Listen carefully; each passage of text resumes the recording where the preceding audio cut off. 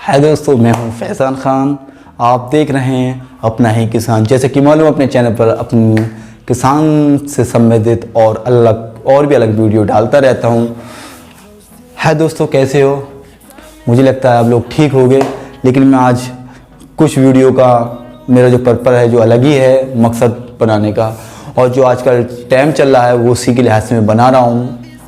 और मैं per day by per day video अपने चैनल पर अपलोड कर रहा हूँ। बस आप लोगों से यही गुजारिश है, मेरा सहयोग ऐसे ही करें जैसे करते चले आ रहे हैं, और बस यही गुजारिश कि मेरे चैनल को सब्सक्राइब करें और साथ ही साथ बेल आइकन हिट करना ना भूलें, जिसका नोटिफिकेशन आपकी होम स्क्रीन पर आता रहे।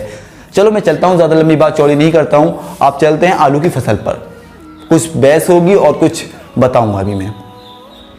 जैसे कि आप भाइयों को मालूम है, आलू की फसल एक महत्वपूर्ण फसल है और अच्छी उपज देने वाली और अच्छी लागत लेने वाली फसल है।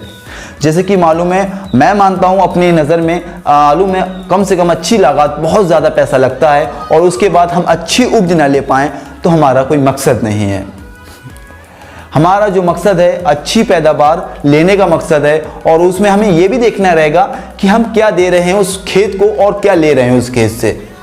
हम कौन सा बीज लगा रहे हैं, कौन सी कंपनी का बीज लगा रहे हैं, कितना बीज लगा रहे हैं, कब लगा रहे हैं, किस टाइम लगा रहे हैं, बीज की दूरी क्या होनी चाहिए, गूल की दूरी क्या होनी चाहिए, पानी कब लगाना चाहिए, कब नहीं लगाना चाहिए, कौन सी दवा का यूज करना चाहिए, कौन सी दवा का यूज नहीं करना चाहिए, ये भी बहुत प्रभावित होता है। जलवायु कौन सी होनी चाहिए, कौन सी नहीं होनी चाहिए, ये मैं सब आपको स्टेप बाय स्टेप बताता हुआ चलूंगा, क्योंकि आज के टाइम में अभी थोड़ी देर में आलू की फसल चलने वाली है, और मैं चाहता हूं कि मेरे भाई लोग इस चीज़ को ध्यान रखें और सुने और इस तरीके से इस्तेमाल करें, क्योंकि जो गलतियां हो गई उनको तो वापस नहीं किया सकता, और जो हो गई वो हो गई।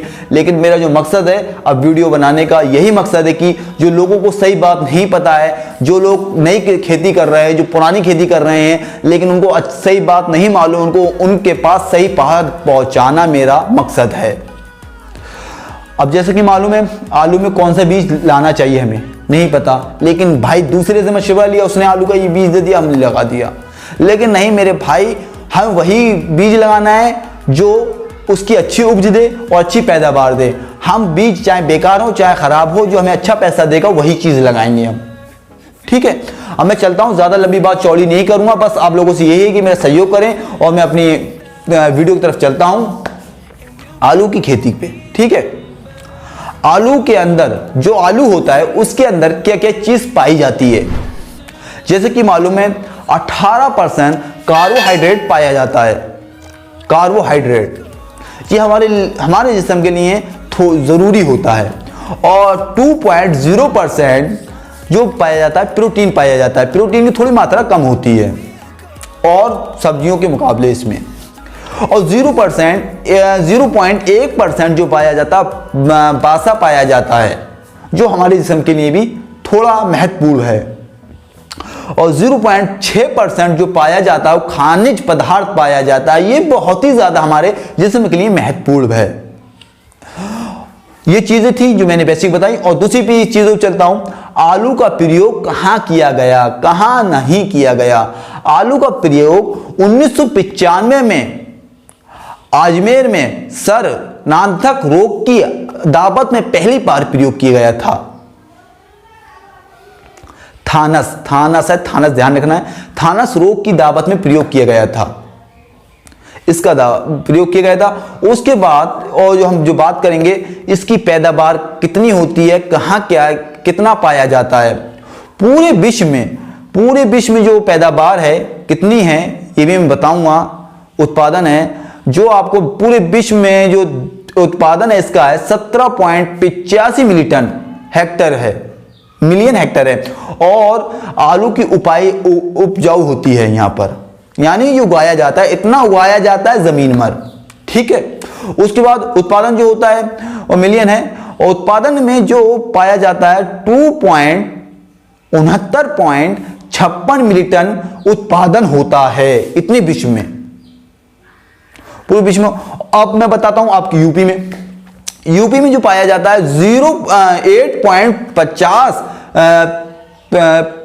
8.50 मिलीटन उत्पादन होता है। आपके सिर्फ उत्तर जो उत्तरी क्षेत्र है, उत्तर में जो फसल की जाती है उसमें, लेकिन मेरे मुकाबले उत्तरी जो फसल में है यहाँ पर बहुत कम की जाती है, पहले से मुकाबले अब बढ़ गई है।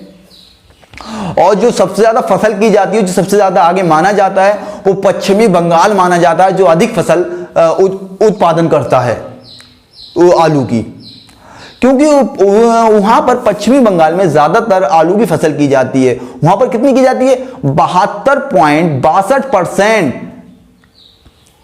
की जाती है। आप खुद अंदाज़ा लगा सकते हैं, जो यूपी की फसल है उससे 3 गुना क्या 4-5 गुना नहीं 13 गुना फसल की जाती है। अब चलते हैं इसकी जलवायु के लिए। आलू के लिए जलवायु कैसी होनी चाहिए, क्या महत्व रखती है जलवायु? ठीक है, जलवायु को फसल के साथ, फसल कोई सी हो, चाहे आलू की फसल हो, लेकिन मैं आलू की बात कर रहा हूं तो आलू की मैं मुख्तसर बात बताऊंगा। आलू की फसल के लिए जलवायु का बहुत बड़ा महत्व है, लेकिन हम जलवायु का महत्व नहीं समझते हैं। जलवायु बहुत फर्क डालती है फसल पर, उसकी पैदावार पे भी, उस पर अंकुरित होने पर भी, लेकिन फसल बहुत महत्व रखती है हर चीज पर। ठीक है, उसके लिए आलू के लिए ठंडी शुद्ध जलवायु होनी चाहिए। जो ठंडी जलवायु होती है उसके लिए बहुत ही लाभदायक होती है और अच्छी मानी जाती है।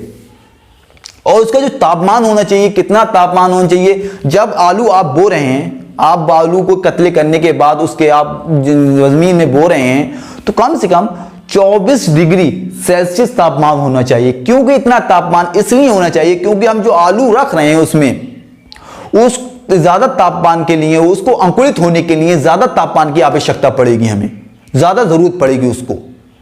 लेकिन उसके बाद, रखने के बाद, अंकुरित होने के बाद वो रख जाता है, उसके बाद अंकुरित कल्ले निकल जाते हैं, उसके बाद उसको टेम्परेचर लो चाहिए। टेम्परेचर यानी उसकी सूरज है जो उसकी गर्मी है कम चाहिए, 17 से 20% यानी डिग्री सेल्सियस तापमान चाहिए रहता है। उससे अधिक जाएगा तो आपकी फसल को थोड़ी हानि आएगी, परेशानी भी आएगी। अगर टेम्परेचर नॉर्मल रहता है तो आपकी फसल में अच्छी पैदावार देगा।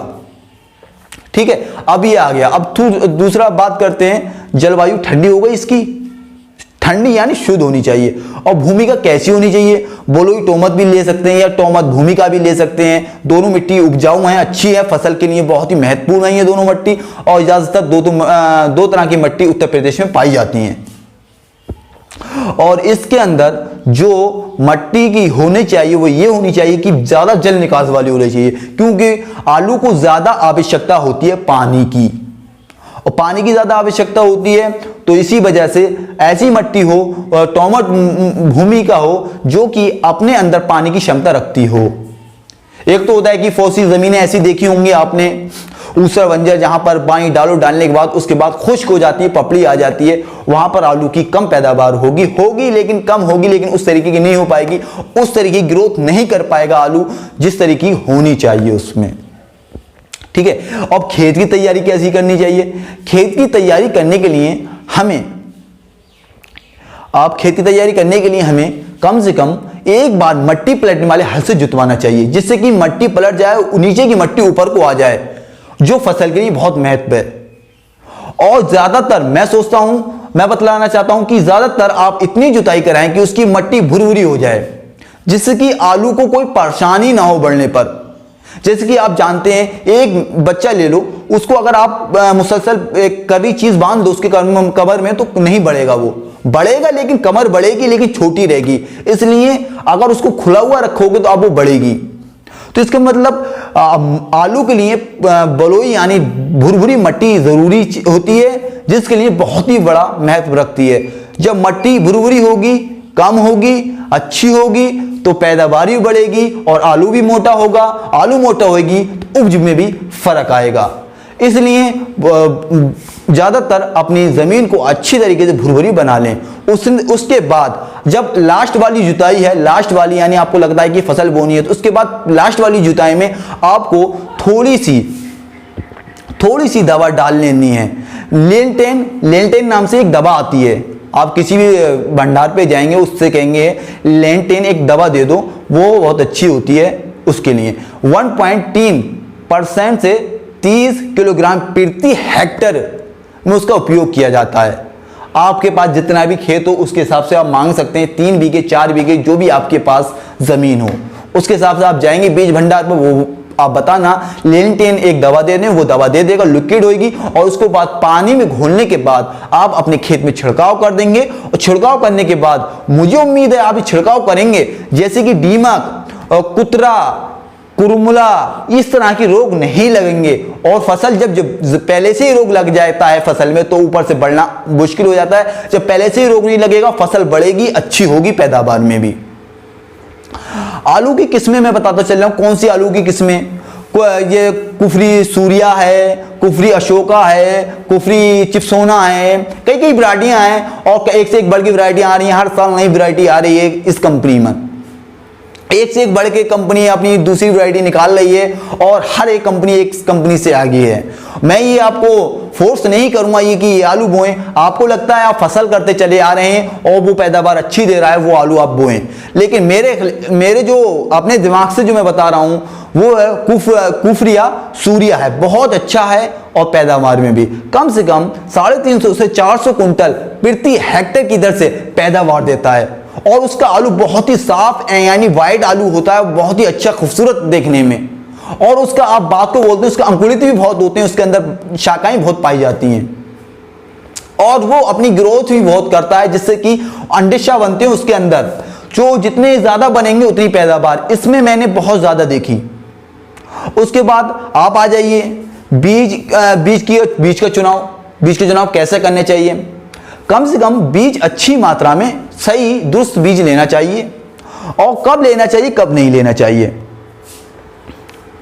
अब ये ध्यान रखना है बीज ज्यादा छोटा ना हो, आकार में जितना छोटा होगा उतना ही पौधा छोटा निकलेगा और जितना बड़ा आप आलू लेंगे उसका आकार ज्यादा होगा, सीमा ज्यादा बड़ी होगी तो आप आकार ज्यादा और उसकी उपज भी ज्यादा पाओगे। आप छोटा आलू लगाएंगे, छोटे में से आप उसकी अंकुरित काट देंगे और उतनी पैदावार नहीं दे पाएगा आपको वो जितना एक बड़ा आलू देता है। आप बड़े आलू का एक पौधा लगा के देखना घर में, एग्जांपल के तौर पे एक छोटे आलू का लगा के देखना, दोनों में से ग्रोथ होगी, जिसका पौधा मोटा निकलेगा आप खुद अंदाजा लगा सकते हैं। जब पेड़ में ही दम नहीं होगा तो नीचे क्या आलू में जान पड़ेगी।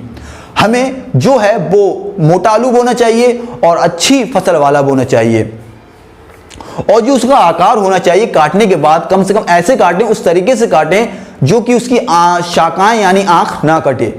आंख होती है आलू में जिससे कि कल्ले वो निकलते हैं। 25 से 30 ग्राम आलू का एक कतला होना चाहिए, इतना होना चाहिए। इससे कम होता है आप नुकसान उठा सकते हैं, इसलिए कम से कम 25 से 30 से 35 तो पहुंच जाए, लेकिन 25 से 30 से कम नहीं होना चाहिए अच्छी पैदावार के लिए। अब इसके बाद दूसरी बात करते हैं बीज का उपचार कैसा करना चाहिए। बीज का उपचार यही है कि आप उसको अच्छी तरीके से थोड़ी छाई में 8 से 10 दिन में डाल दें उसको छाई में। अगर पिछाई फसल हो गई तो आप छाई में डालना आपको जरूरी है, क्योंकि वो छाई में आप डालेंगे उसको ठंडी जगह मिलेगी, ठंडी वातावरण मिलेगी तो वो अच्छी अंकुरित कर देगा, अपने पहले ही वो छोड़ देगा।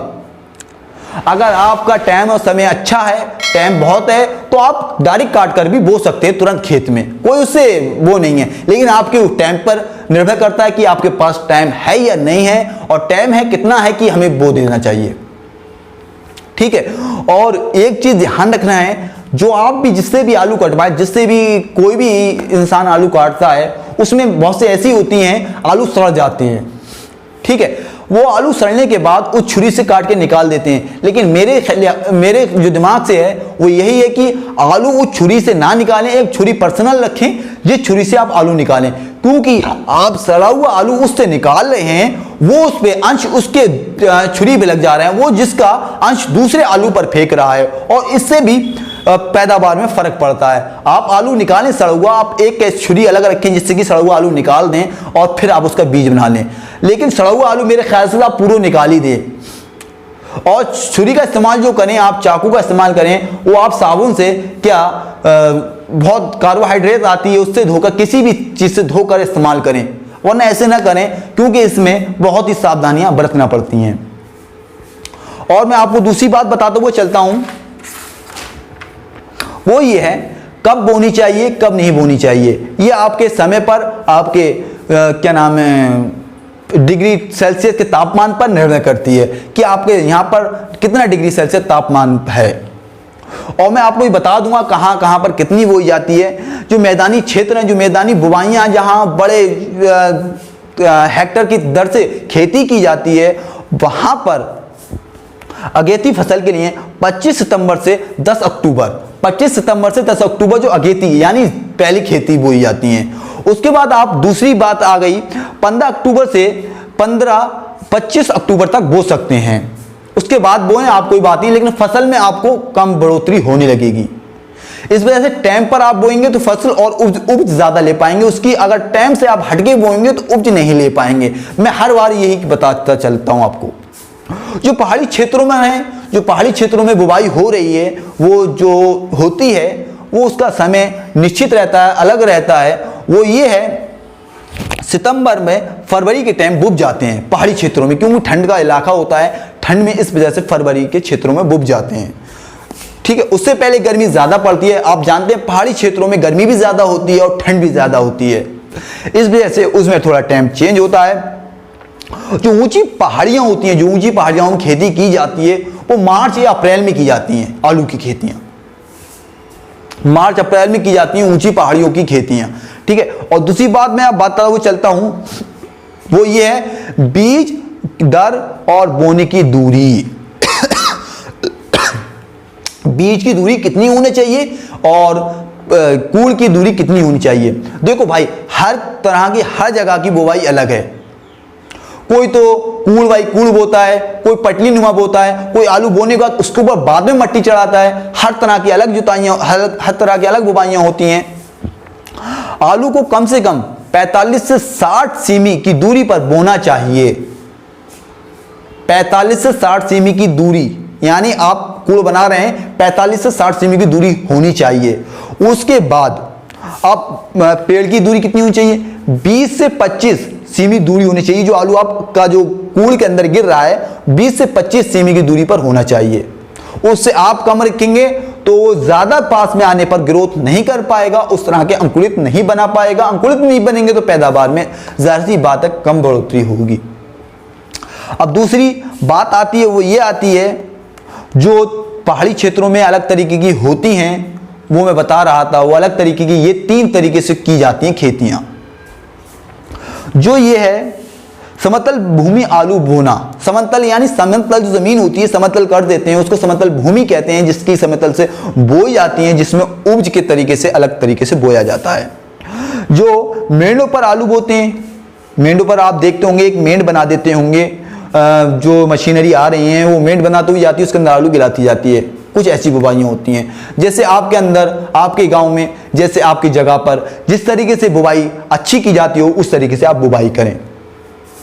आज की वीडियो में इतना ही, और मैं अगली वीडियो जरूर बनाऊंगा। अभी बहुत काफी इसमें रह गया है, इस वजह से मैं नहीं बना पा रहा हूं, क्योंकि वीडियो ज्यादा लंबी हो जाएगी और मुझे भी अपलोड करने पर और आपको सुनने में भी तकलीफ आएगी। इस वजह से मैं इसके 1 या 2 एपिसोड में इसको समेटूंगा अपनी बात को। ठीक है, और फिर मिलता हूं अगली वीडियो में मेरे भाई।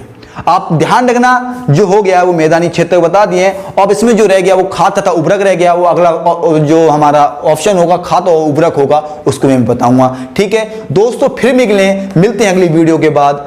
और मेरा बस आप लोगों से यही सहयोग है कि मेरा ऐसी सहयोग करते चले आए जैसा आप सहयोग कर रहे हैं। बस आप लोगों से ये गुजारिश है कि मेरे चैनल को सब्सक्राइब करें। लाल बटन दिख रहा होगा, उसको क्लिक करें, क्लिक करने के बाद ऑल पे क्लिक कर लें, और जिसका नोटिफिकेशन आपकी होम स्क्रीन पर आता रहे और मेरी वीडियो सबसे पहले आप देख पाएं और ये पता चल पाए कि क्या है, क्या चल रहा है इस जगह। सही देखो मेरे भाई, यूट्यूब पर भी एक से एक बढ़ के वीडियो मिल जाएगी, लेकिन सही बात बताने में कम से कम 100 वीडियो में 2 वीडियो अच्छी निकलेंगी। तो इस वजह से यही है कि आप जो भी बो रहे हैं उसको पहले देख लें, किस तरीके से बोना है, किस तरीके से नहीं बोना है। मैं भी एक किसान हूं, आप जैसा हूं, और मैं भी इस तरीके से बोता हूं और बुवाई करता हूं। और दोस्तों फिर मिलता हूं अगली वीडियो के लिए, तब तक के लिए बाय बाय, गुड हाफिज।